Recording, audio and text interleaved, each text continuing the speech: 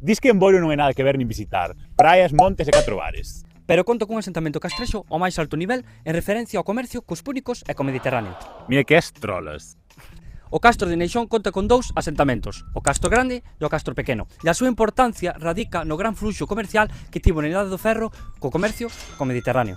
As investigacións propoñen que o Castro Grande exercía de almacén para mercadorías do Mediterráneo. Ou sexa, que había xente de Boiro bebendo viño importado cando en Londres aínda andaban mordendo pedras. Xa no seu momento, arqueólogos como Florentino López Cuevillas se interesaron por Castro Neixón, que na escala de importancia do comercio púnico na Idade do Ferro está nas máis altas. Neixón era un receptor de comercio mediterráneo nos séculos V e IV a.C.